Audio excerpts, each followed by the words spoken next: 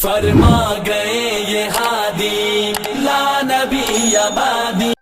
حضرت جابر بن عبداللہ رضی اللہ تعالیٰ عنہ فرماتے ہیں کہ حدیبیہ کے موقع پر صحابہ کو پیاس لگی۔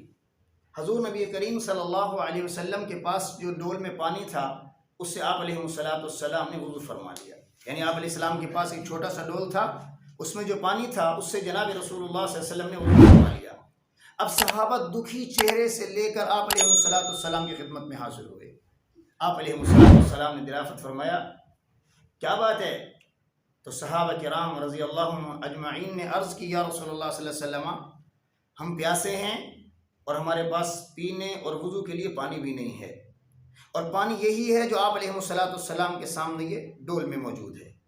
یہ بات سن کر جناب رسول اللہ صلی اللہ علیہ وسلم نے اپنا دست مبارک اس ڈول میں ڈالا۔ جب جناب رسول اللہ صلی اللہ علیہ وسلم نے وہ دست مبارک اس ڈول کے اندر یوں ڈالا ہے تو آپ علیہ السلام کی انگلیوں کے درمیان سے پانی ایسے پھوٹنے لگا کہ جیسے چشمے بہہ رہے ہوں۔ پھر سارے کے سارے صحابہ نے اس پانی کو پیا اور اسی پانی سے صحابہ نے وضو فرمایا۔ راوی کہتے ہیں کہ میں نے حضرت جابر بن عبداللہ رضی اللہ تعالیٰ عنہ سے پوچھا کہ اس وقت آپ کی تعداد کتنی تھی؟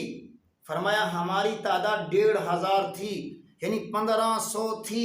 اور سنو، اگر ہم 1,00,000 بھی تعداد میں ہوتے تو پھر بھی سارے اس پانی سے سیراب ہو جاتے۔ یہ معجزہ ہے جناب رسول اللہ صلی اللہ علیہ وسلم کا۔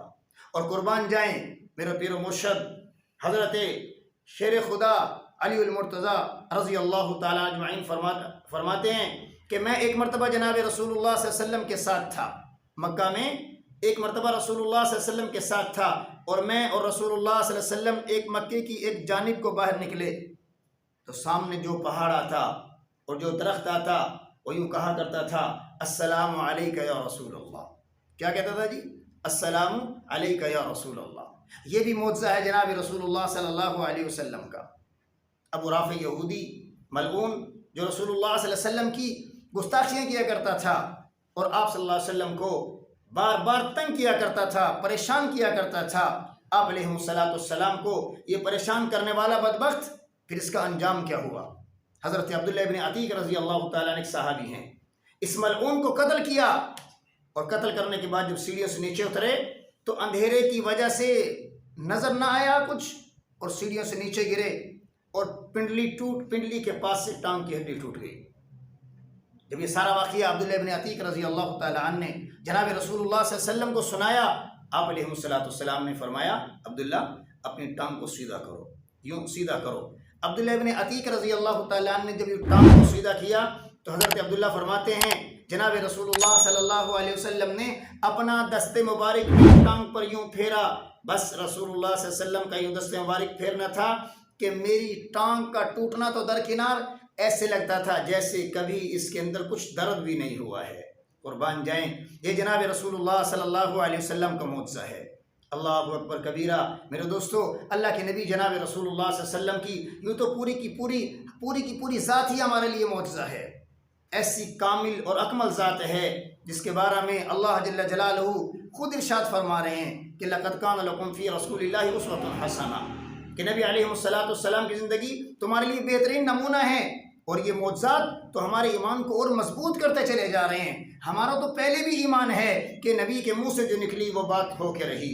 اور میں آپ کو ایک اور ایمان کی بات بتا دوں، رسول اللہ صلی اللہ علیہ وسلم کا فرمان ایسے سچ اور حق ہے جیسے اللہ کا قرآن سچا ہے، ایسے ہی محمد عربی صلی اللہ علیہ وسلم کا فرمان سچا ہے۔ عبداللہ ابن عباس رضی اللہ تعالیٰ عنہ فرماتے ہیں ایک دیہاتی جناب رسول اللہ صلی اللہ علیہ وسلم کی خدمت میں حاضر ہوا۔ کون حاضر ہوا جی؟ ایک دیہاتی جناب رسول اللہ صلی اللہ علیہ وسلم کی خدمت میں حاضر ہوا اور عرض کیا، کس نشانی سے آپ کو پہچان لوں کہ آپ واقعی اللہ کے نبی ہیں؟ آپ کو کس نشانی سے پہچان لوں کہ آپ واقعی اللہ کے نبی ہیں؟ آپ علیہ السلام نے فرمایا، اس کھجور کی خوشادہ ٹہنی کو بلاتا ہوں۔ پھر آپ علیہ السلام نے اس کھجور کی خوشادہ ٹہنی کو بلایا اور یہ آ کر گواہی دے گی کہ میں اللہ کا رسول ہوں۔ اور وہ کھجور کی خوشادہ ٹہنی اپنی جگہ سے نیچے اتری، گری اور چل کر جناب رسول اللہ صلی اللہ علیہ وسلم کے قدموں پر آ کر گر گئی، اور پھر اٹھی اور پھر واپس اپنی جگہ چلی گئی۔ اس معجزے کو دیکھ کر یہ حاضری خدمت ہونے والا دیہاتی جناب رسول اللہ صلی اللہ علیہ وسلم پر ایمان لے آیا۔ تو میرے دوستو، جناب رسول اللہ صلی اللہ علیہ وسلم کی ذات کامل اور اکمل ذات ہے۔ بلکہ مجھے ایک اور معجزہ یاد آیا، حضرت ابن عمر رضی اللہ تعالیٰ عنہ سے مروی ہے کہ ایک مرتبہ ہم جناب رسول اللہ صلی اللہ علیہ وسلم کے ساتھ سفر میں تھے کہ ایک دیہاتی سامنے آیا، تو آپ نے کہا کہ کیا تو اس بات کی گواہی دیتا ہے کہ اللہ وحدہ لا شریک کے علاوہ کوئی معبود نہیں اور وہ برحق ہے اور محمد اللہ کے بندے اور اس کے رسول ہیں؟ تو دیہاتی نے کہا کہ میں آپ کی اس بات پر کیسے گواہی دے دوں، اور آپ کی اس بات پر کون ہے جو آپ کی اس بات پر آپ کی گواہی دے گا؟ آپ نے فرمایا کیکر کا درخت، یعنی اس نے کہا کون ہے جو آپ کی اس بات پر گواہی دے گا جو آپ مجھ سے کہہ رہے ہیں؟